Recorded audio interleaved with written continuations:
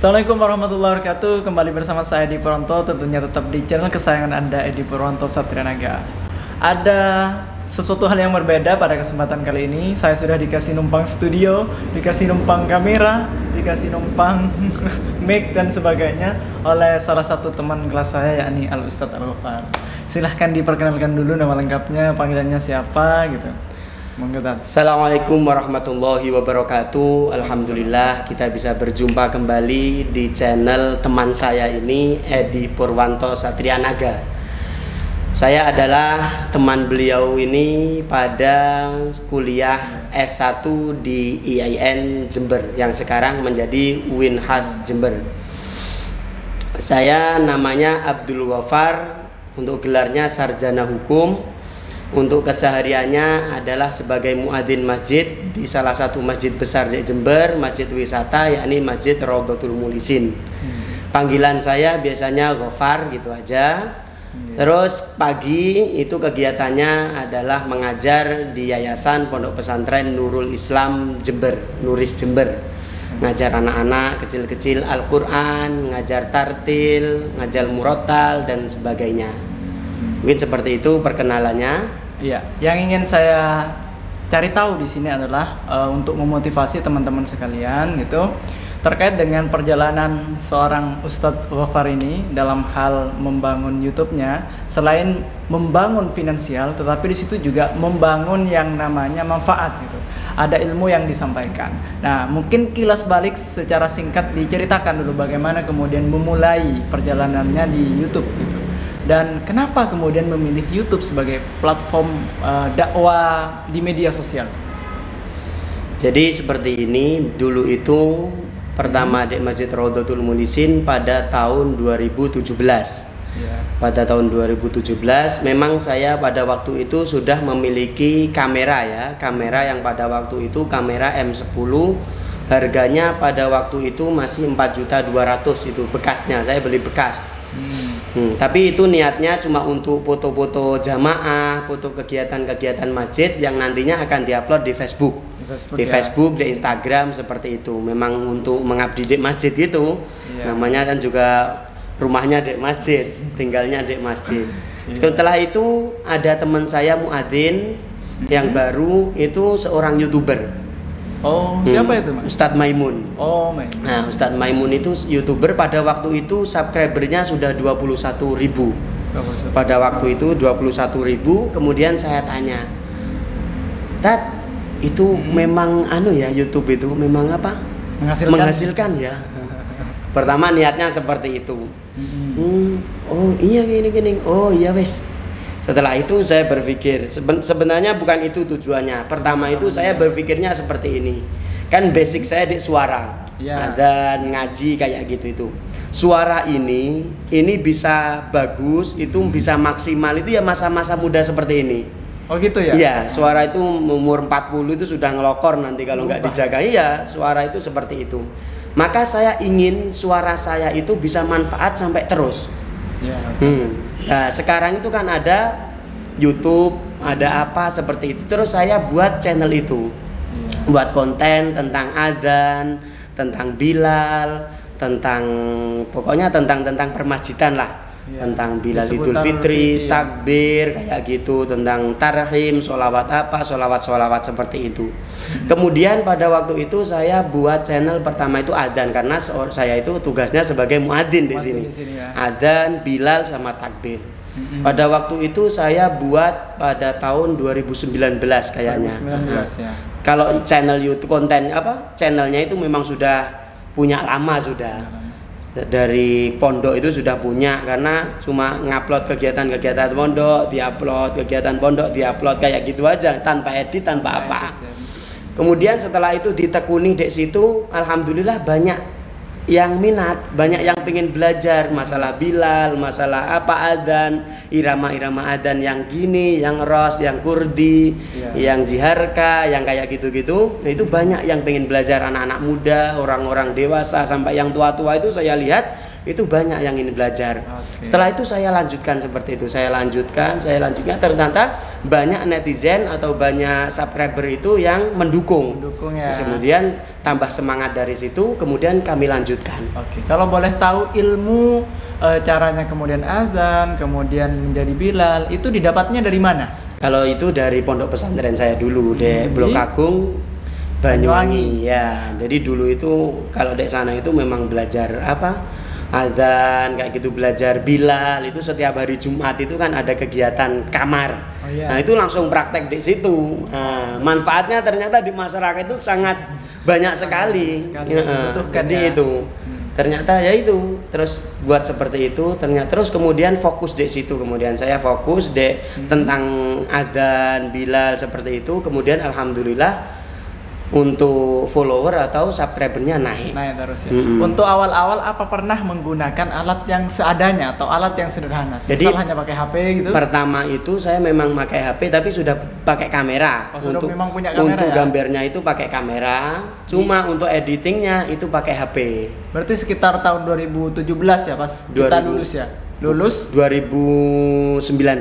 Oh, 2019 memulai agak serius lah. Seriusnya itu 2019 itu. Serius itu 2019 pada waktu itu bulannya Rajab insyaallah. Rajab, Syaban, kemudian Ramadan itu langsung monetisasi. Berapa bulan berarti cuma? Berarti cuma 2,5 bulan sampai 3 bulan. Cepat berarti termasuk ya cepat. Itu ya. Tentang belajar seperti itu. Iya. Ya luar biasa sih, artinya konten yang disajikan juga konten-konten yang mengedukasi, bukan hanya sekedar sebagai tontonan, tapi di situ juga mengandung tuntunan gitu. Tuntunan. Nah itu yang kemudian sekarang jarang. Banyak itu sekarang hanya sekedar menginginkan viral tanpa memperdulikan dampak dari video tersebut gitu. Nah ini yang kemudian perlu diangkat. Kenapa saya kesini datang ke Ustadz Ghaffar ini, teman sekelas saya, untuk di sana. Bagaimana kemudian para konten kreator itu membuat sesuatu karya yang memang benar-benar tidak hanya sekedar tontonan, tapi juga ada tuntunan di situ.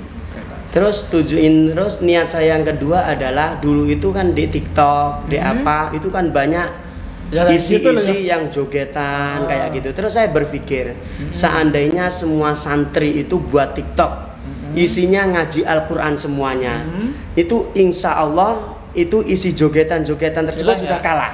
Karena diisi sama, kenapa? Karena mikirnya para santri itu seperti itu, jangan tiktokan nanti gini. Nah, jangan pikir negatifnya, kita ambil positifnya. Jadi ambil ajari adzan di TikTok. Allahu Akbar, Allahu Akbar. Nah, seperti itu nanti di TikTok, kemudian kan yang lihat anak-anak. Nah, itu kan kemudian anak itu tahu dari TikTok. Jadi TikTok itu kalau diisi dengan kebaikan-kebaikan, nanti untuk yang kejelekan-jelekan, jogetan, goyangan, terus video-video yang tidak senonoh itu nanti akan hilang karena kalah dengan kita para remaja masjid, remaja muslim yang berbagi konten keislaman di TikTok segitu. Betul sekali. Saya sependapat dengan apa yang disampaikan oleh Ustadz Ghaffar. Jadi pertama kita tidak perlu kemudian tabu terhadap hal-hal yang memang di situ anggapannya aplikasi haram atau apalah. Justru kalau itu dibiarkan akan semakin terus menjadi anggapan aplikasi haram. Kenapa? Karena kita tidak pernah mau mengisi. Sehingga yang mengisi adalah orang-orang yang kontennya seperti itu gitu. Nah, kalau kemudian mau memperbaiki, kalau memang kita sudah kuat tidak akan masuk ke arus itu, ya sudah masuk ke dalamnya, kemudian kita isi itu. Kan seperti itu. Karena kalau ditinggal itu akan semakin terus seperti itu. Terus kemudian saya setelah buat YouTube, kemudian saya terus buat TikTok. Alhamdulillah TikToknya sudah rame juga, ternyata banyak peminatnya juga di situ. Sekarang TikToknya sampai 270.000. 270.000 ya. Untuk followernya. Dan itu dakwah di media sosial lebih efektif ya ketimbang kemudian kita dakwah di secara offline gitu, karena belum tentu kita diundang. Betul sekali. Jadi tapi kalau itu jangkauannya kan luas, bahkan lintas negara ya. Itu penontonnya itu kan sudah ada di situ, Malaysia, Amerika, dari mana itu kan kelihatan semuanya. Jadi kita punya wadah sendiri di situ. Kita sudah punya wadah, tinggal bagaimanakah kita mengisi wadah tersebut biar lebih bermanfaat bagi siapapun yang membutuhkannya. Betul sekali. Ya, seperti itu. Jadi karena kita sudah punya wadah, kita pikirnya nanti gini, bagaimana apalagi nih konten yang sekiranya bisa bermanfaat bagi para apa tuh anunya kita itu apa targetnya, remaja masjid apa-apa. Jadi itu ada targetnya. Itu harus fokus seperti itu. Iya, betul sekali. Nah, untuk kemudian di masa-masa menunggu, tadi antara 2 bulan sampai 2 bulan setengah kan, itu proses belum dimonetisasi. Nah, kemudian apa yang kemudian menimbulkan rasa semangat dari Ustadz Gofar ini untuk terus berkarya gitu? Biasanya kan ngedon kan? Ya, jadi niat itu innamal a'malu binniyat. Jadi niat saya yang pertama bukan mencari itu ya, bukan mencari monetisasi. Itu yang pertama, bukan itu. Karena apa? Yang tadi itu yang saya jelaskan, suara itu saya itu bermanfaat atau maksimal itu mungkin umur 30-an, 35 sampai 40 itu. Udah habis ya. Nah, 40 itu sudah ngelokor nanti suaranya. Biar suara saya itu bisa manfaat terus itu bagaimana? Saya menyimpannya di situ dan terus ngalir nanti. Jadi walaupun saya punya anak, punya cucu, besok mbah saya dulu tukang adzan ternyata. Saya pengen belajar langsung. Nah, seperti itu. Contohnya yang sekarang ya Jimu Ammar. Kan sekarang kan tarhimnya diputar di mana-mana. Karena apa? Walaupun dia sekarang sudah tua, beliaunya sudah berumur ya, tapi untuk suara-suara mudanya dia kan masih ada. Masih ada. Nah, beda dengan orang-orang yang memang dari dulu memang dulu mungkin nggak ada rekaman gitu, bayar mahal gini ya. Kalau sekarang kan sudah pakai HP, pakai apa itu murah. Kalau sekarang kita nggak kreatif seperti itu ya nanti kayak gitu. Nggak ada kenangan, nggak ada ilmu-ilmu kita yang dimanfaatkan oleh orang lain gitu, itu sulit. Makanya sesuatu yang memang benar-benar bisa membantu orang itu tidak terus ngalir gitu ya. Mantap. Seperti itu. Kalau ini nggak terbatas kan? Iya. Ya naudzubillah, mudah-mudahan panjang umur. Amin, ya. amin, Mudah-mudahan amin. panjang umur terus panjang umur. Amin. Sekalipun kita sudah tidak ada semisal, artinya karya itu akan tetap ada gitu. Jejak digital itu jadi, selama belum dihapus tetap jalan gitu. Seperti itu. Jadi tujuan awal seperti itu. Kemudian tambah semangat lagi ketika ada bonus. Itu saya itu apa bahasanya bonus. Bonus. Kira-kira bonusnya berapa bonus itu awal-awal dari anu itu. Jadi dulu itu pertama-tama itu masih 100 gitu. Satu hari itu 2000. Sama kayak kadang 5000. Nah, kayak gitu itu. Kemudian meningkat, ya naik turun seperti itu. Dan alhamdulillah sekarang sudah bisa beli peralatan recording sendiri walaupun belum punya tempat studio. Nah, tapi gitu. Ini sudah bagus ini sudah ada seperti itu. Komputer, CPU dan lain sebagainya. Sudah bagus ketimbang saya yang hanya bermodal HP saja gitu. Oh iya. Kisaran berapa itu, Man? Apanya? Apa setelah dimonetis di puncaknya sekarang itu di kisaran berapa? Sekarang itu rata-rata ya sampai 3 sampai 6 itu aja. Jadi kadang ya tergantung penonton, kadang naik, kadang turun, kadang naik, kadang turun ya seperti itu. Tapi masih lumayan lah gitu. Kenapa? Karena kan di samping juga kemudian niatnya adalah untuk menebar kebaikan ya, edukasi juga di situ kan sudah memang hobi gitu. Nah, repot kalau sudah hobi itu. Karena kadang kalau sudah hobi itu tidak dibayar pun karena itu sebuah kesenangan. Hiburan. Untuk hiburan. Ya itu. Ini mendapatkan sesuatu dari hobi itu memang sesuatu yang luar biasa gitu. Nah, untuk peralatan sendiri berarti semuanya sudah dibelikan dari hasil dari YouTube-nya itu tadi. Dari YouTube itu semuanya saya belikan itu, kemudian beli kamera, terus upgrade kamera.